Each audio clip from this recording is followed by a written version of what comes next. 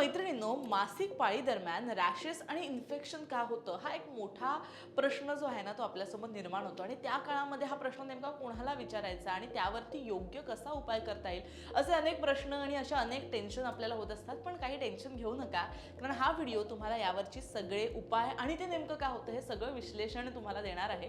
त्यामुळे हा व्हिडिओ शेवटपर्यंत पहा. तर मंडळी, सॅनिटरी पॅड वापरत असताना या काही गोष्टी तुम्ही लक्षात घेतल्या पाहिजेत. मासिक पाळी हा प्रत्येक महिलेच्या आयुष्यातला एक अत्यंत नैसर्गिक आणि महत्त्वाचा भाग आहे. मात्र 4-5 दिवसात अनेक महिलांना एका अत्यंत त्रासदायक समस्येला सामोरं जावं लागतं, ज्याला आपण पॅड रॅशेस म्हणतो किंवा इन्फेक्शन म्हणतो. बरेचदा महिला या त्रासाकडे दुर्लक्ष करतात किंवा लाजेपोटी कोणाशी बोलायचं असा प्रश्न त्यांना वाटतो. पण ह्याच्यावर जर तुम्ही योग्य काम केलं नाही तर वजायनल इन्फेक्शन होऊ शकतं आणि त्याचा त्रास खूप मोठा होऊ शकतो. त्यामुळे काही काळजी घेण्यासाठी आणि काही असे घरगुती तुम्ही काय उपाय करू शकता या सगळ्या गोष्टी तुम्हाला मनमोकळेपणाने मी सांगणार आहे. तर नंबर 1, पॅड रॅशेस किंवा इन्फेक्शन होण्याची मुख्य कारणं आपण जाणून घेऊ. सॅनिटरी पॅडमुळे ना रॅशेस येण्यामागे प्रामुख्यानं 3 गोष्टी कारणीभूत असतात. यामध्ये नंबर 1 आहे घर्षण अर्थात फ्रिक्शन. चालताना, उठताना किंवा बसताना सॅनिटरी पॅडच्या कडा या मांडीच्या आतील संवेदनशील त्वचेला सतत घासल्या जातात.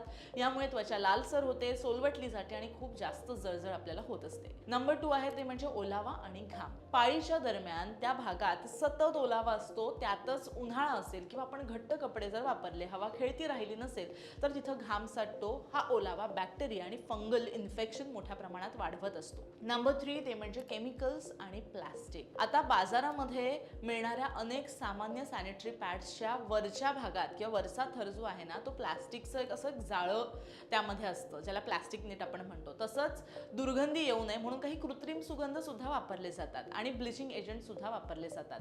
हे केमिकल्स सेन्सिटिव्ह स्किनसाठी अजिबात योग्य नसतात, सहनशीलतेच्या तुमच्या पलीकडे जातात आणि मग ॲलर्जी मोठ्या प्रमाणात होते. आता पुढे आपण बघणार आहोत सॅनिटरी पॅड्स वापरताना घेण्याची काही महत्त्वाची काळजी. आता नंबर 1, पॅड रॅशेस आणि इन्फेक्शन पासून स्वतःच्या बचावासाठी दैनंदिन सवयीमध्ये तुम्ही काही खालील बदल केले पाहिजेत. त्यामध्ये नंबर 1 आहे ते म्हणजे दर 4 ते 6 तासांनी तुमचा पॅड तुम्ही बदलला पाहिजे. अनेक महिलांना असं वाटत असतं की जोपर्यंत पॅड पूर्णपणे भरत नाही, सोक होत नाही, तोपर्यंत तो बदलण्याची काही गरजच नाही. पण विशेषतः कमी रक्तप्रवाह असलेल्या दिवसात एकाच पॅडवर आपण सकाळपासून संध्याकाळपर्यंत वेळ घालवतो, ही सर्वात मोठी चूक आपण करतो. रक्तप्रवाह कमी असो वा जास्त 4 ते 6 तासांनी पॅड्स बदललेच गेले पाहिजेत.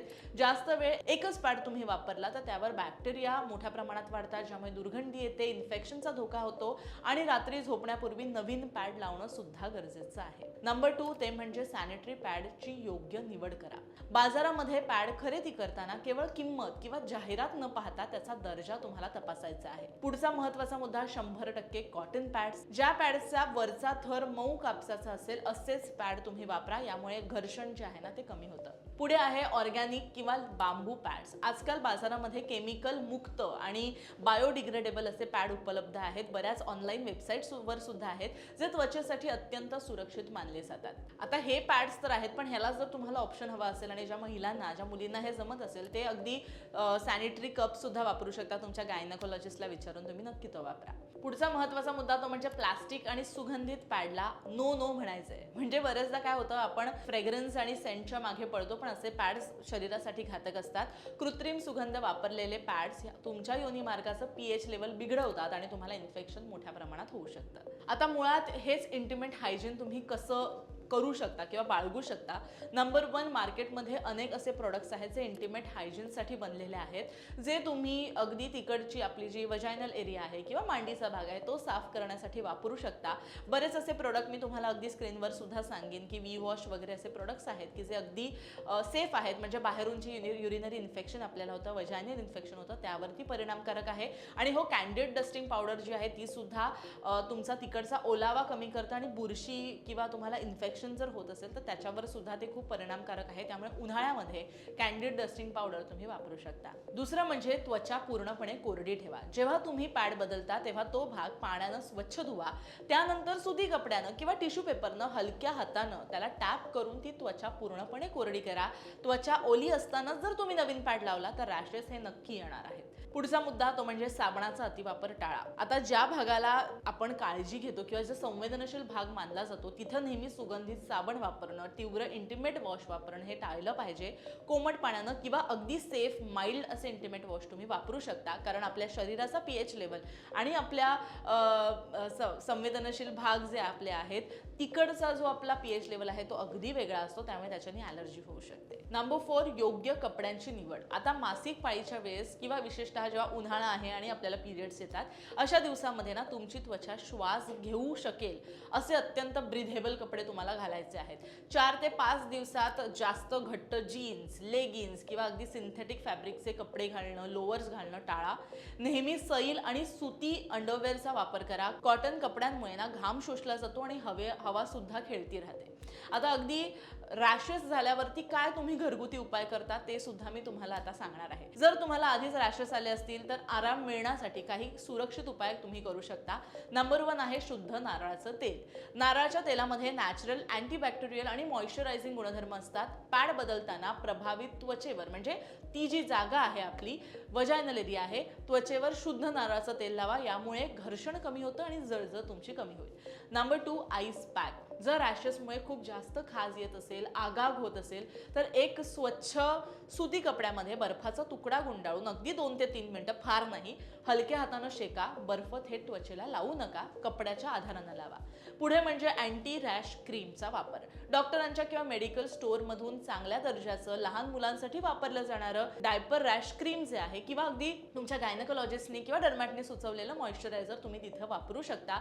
रात्री तुम्ही ते झोपल्यानंतर लावा म्हणजे सकाळी तुम्हाला फायदा होईल. त्यानंतरचा मुद्दा आहे तो म्हणजे टॅल्कम पावडर जी आहे ती पूर्णपणे टाळा. अनेक महिला काय करतात, रॅशेस आल्या की त्या जागावरती घाम सुकवण्यासाठी टॅल्कम पावडर लावतात, पण या पावडरमुळे तिकडचे छिद्र बंद होतात आणि इन्फेक्शन वाढू शकतं. त्यामुळे ही पावडर लावणं बंद करा. वापरायचीच असेल तर मी तुम्हाला जी सांगितली ती तुम्ही पावडर वापरू शकता किंवा डॉक्टरांचा सल्ला घ्या आणि मग तुम्ही ती कॅन्डिड डस्टिंग पावडर वापरा, पण ती शक्यतो या अशाच जागांसाठी बनलेली असते. आता अगदी सरते शेवटी डॉक्टरांकडे कधी जावं किंवा कधी ती धोक्याची घंटा आहे. सामान्य पॅड रॅशेस योग्य काळजी घेतल्यावर किंवा कोरडेपणा लागले तर 2 ते 3 दिवसामध्ये बरे होतात. परंतु जर परिस्थिती खूप जास्त बिकट झाली, घरगुती उपायांनी सुद्धा काही झालं नाही तर लगेच तुम्हाला गायनेकोलॉजिस्टकडे जायचंय, त्यांचा सल्ला घ्यायचा आहे. त्या रॅशेसचा रंग गडद लाल झाला असेल किंवा तिथे छोटे छोटे पाण्याचे फोड आले किंवा पुरळ आले तर त्वरित तुम्हाला डॉक्टरकडे जायचंय. असह्य खास सुटत असेल किंवा ज्यामुळे तुमच्या दैनंदिन कामामध्ये अडचणी येत असतील तेव्हा सुद्धा थेट डॉक्टरचा मार्ग तुम्हाला पत्करायचा आहे.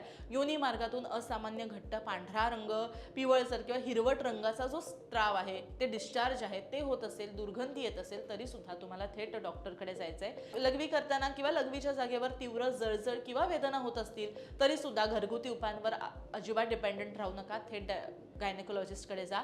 रॅशेस सोबत जर तुम्हाला ताप आला तरी सुद्धा अंगावर अजिबात काढू नका.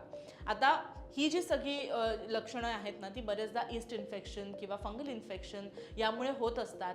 त्यासाठी बऱ्याच क्रीम्स आहेत, पण त्या क्रीम डॉक्टरांच्या सल्ल्यानेच तुम्ही वापराव्या. आणि याच्या व्यतिरिक्त जसं मी तुम्हाला म्हटलं की सॅनिटरी पॅड लावून सतत जर त्रास होत असेल तर शक्यतो ट्राय करा की तुम्हाला अगदी ते तुम्ही आपले मेन्स्ट्रुएशनल कप जे आहेत ते मेन्स्ट्रुअल कप तुम्ही वापरता का, कारण वैद्यकीय दर्जाच्या सिलिकॉनपासून बनवलेले हे जे कप आहेत ना ते थेट योनी मार्गामध्ये जातात. त्यामुळे तुमच्या आसपासची जी स्किन आहे ती अजिबात त्रास देत नाही.